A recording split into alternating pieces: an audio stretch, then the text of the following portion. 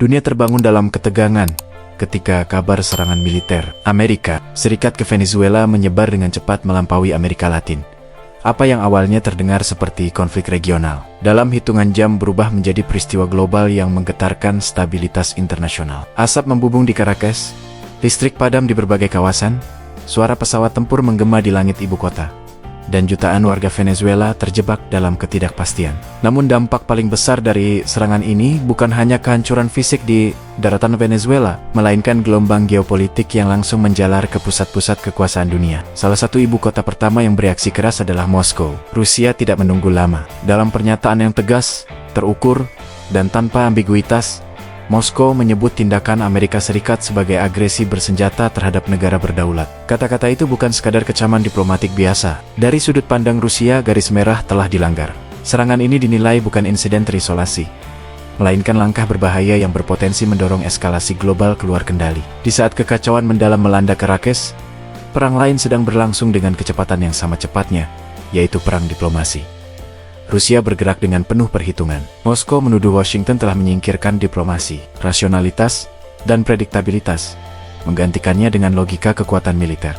Dalam pernyataannya, Rusia menegaskan bahwa tekanan bersenjata tidak akan pernah menjadi solusi atas krisis politik internal sebuah negara. Dialog, negosiasi, dan mekanisme internasional adalah satu-satunya jalan keluar yang sah. Bagi Rusia, Amerika Latin harus tetap menjadi zona damai. Kawasan ini, menurut Moskow, tidak boleh dijadikan medan uji kekuatan militer, kekuatan besar dunia. Venezuela, dalam pandangan Rusia, memiliki hak penuh untuk menentukan masa depannya sendiri tanpa campur tangan militer asing. Solidaritas Moskow terhadap rakyat Venezuela ditegaskan secara terbuka, bersamaan dengan dukungan terhadap pemerintahan Bolivarian yang kini berada di bawah tekanan paling ekstrem dalam sejarahnya. Krisis ini dengan cepat dinaikkan ke panggung tertinggi diplomasi internasional. Rusia mendukung seruan untuk menggelar sidang darurat Dewan Keamanan Perserikatan Bangsa-Bangsa. Bagi Moskow, apa yang terjadi di Venezuela bukan hanya ujian bagi kedaulatan satu negara,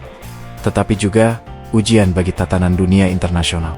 Apakah hukum internasional masih berlaku? Ataukah dunia telah kembali pada era ketika kekuatan militer menjadi penentu utama? Sementara itu, ketidakpastian di dalam Venezuela mencapai puncaknya. Pemerintah Venezuela mengakui bahwa selama berjam-jam mereka tidak mengetahui keberadaan Presiden Nicolás Maduro maupun ibu negara. Pengakuan ini muncul tak lama setelah Presiden Amerika Serikat Donald Trump menyatakan bahwa pasukan Amerika telah melancarkan serangan besar dan bahwa Maduro serta istrinya telah ditangkap dan dikeluarkan dari negara tersebut. Klaim ini langsung memicu kebingungan global, karena tidak ada konfirmasi independen yang dapat memverifikasinya. Di dalam negeri, Kementerian Pertahanan Venezuela bergerak cepat. Menteri Pertahanan Vladimir Padrino memerintahkan siaga penuh seluruh angkatan bersenjata. Pasukan diminta mempertahankan posisi strategis, melindungi instalasi vital, dan menunggu perintah presiden. Di jalan-jalan Caracas, tang-tang militer terlihat bergerak menuju pusat kekuasaan.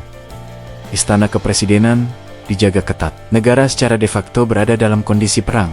Pemerintah Venezuela kemudian mengumumkan penerapan keadaan darurat nasional. Semua rencana pertahanan nasional diaktifkan. Presiden Maduro, menurut pernyataan resmi, telah mengarahkan implementasi penuh mekanisme pertahanan negara dengan kepatuhan ketat pada Konstitusi Republik Bolivarian Venezuela. Pemerintah menegaskan bahwa langkah ini diambil untuk melindungi hak-hak rakyat, memastikan fungsi lembaga negara tetap berjalan, dan mempertahankan kedaulatan nasional. Venezuela juga menegaskan haknya atas pembelaan diri sebagaimana diatur dalam pasal 51 Piagam Perserikatan Bangsa-Bangsa. Seruan disampaikan kepada negara-negara Amerika Latin, Karibia, dan komunitas internasional untuk menunjukkan solidaritas aktif menghadapi apa yang mereka sebut sebagai agresi imperialis. Dalam narasi resmi Caracas, konflik ini bukan sekadar serangan militer, melainkan pertempuran eksistensial melawan dominasi asing.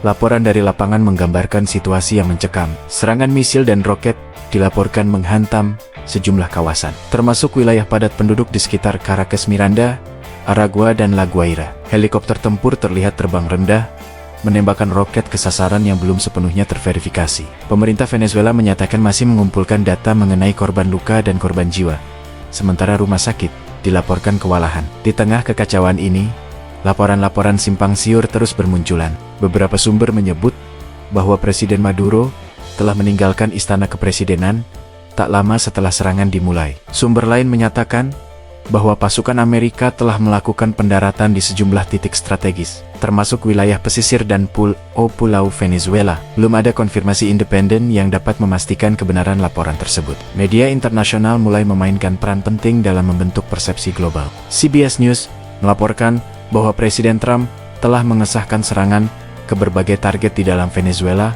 termasuk fasilitas militer. Laporan tersebut menyebutkan adanya kebakaran dan aktivitas udara intensif di atas Caracas. Namun hingga saat itu, Gedung Putih belum mengeluarkan pernyataan resmi. Sikap ambigu juga ditunjukkan oleh Pentagon. Seorang juru bicara menolak untuk mengonfirmasi maupun membantah keterlibatan langsung militer Amerika, sebagaimana dikutip oleh New York Times. Ketidakjelasan ini justru memperbesar spekulasi bahwa operasi militer yang sedang berlangsung berskala lebih besar daripada yang diakui secara terbuka. Rekaman video yang beredar di media sosial memperlihatkan pesawat tempur terbang rendah di atas Caracas, suara ledakan, dan kepanikan warga sipil. Beberapa video menunjukkan kendaraan lapis baja bergerak di jalan-jalan utama, sementara warga terdengar berteriak meminta perlindungan. Listrik padam di sejumlah kawasan, menambah kekacauan dan ketakutan. Reaksi keras juga datang dari kawasan Amerika Latin.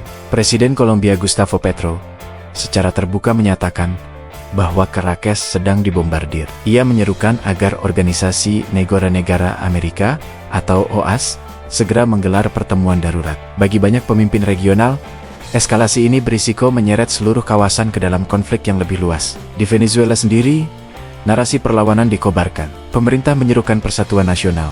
Semangat perjuangan kembali dikaitkan dengan warisan Presiden Hugo Chávez yang selama hidupnya selalu menekankan kedaulatan dan perlawanan terhadap dominasi asing. Dalam pidato-pidato resmi, pemerintah menegaskan bahwa rakyat Venezuela tidak akan menyerah, apapun harga yang harus dibayar. Bagi Rusia, semua ini adalah sinyal bahaya yang jelas. Moskow memperingatkan bahwa konflik di Venezuela dapat menjadi pemicu ketegangan global yang jauh lebih besar. Jika prinsip kedaulatan negara diabaikan, maka tidak ada negara yang benar-benar aman. Dunia, menurut Rusia, sedang berdiri di persimpangan jalan antara hukum internasional dan hukum rimba. Ketika malam jatuh di Caracas, ketidakpastian masih menyelimuti segalanya. Tidak ada kepastian tentang nasib Presiden Maduro. Tidak ada kejelasan tentang sejauh mana operasi militer Amerika akan berlanjut. Yang jelas, dunia sedang menyaksikan salah satu momen paling berbahaya dalam geopolitik modern. Apakah ini akan menjadi awal dari perang regional yang lebih luas? Atau bahkan konflik global antara kekuatan besar? Ataukah diplomasi pada detik-detik terakhir masih memiliki ruang untuk mencegah kehancuran yang lebih besar? Jawaban atas pertanyaan itu tidak hanya akan menentukan masa depan Venezuela, tetapi juga arah dunia dalam tahan-tahan yang akan datang. Dan saat suara pesawat masih menggema di langit Caracas, satu hal menjadi semakin jelas. Ini bukan lagi sekadar kisah satu negara. Ini adalah ujian bagi dunia.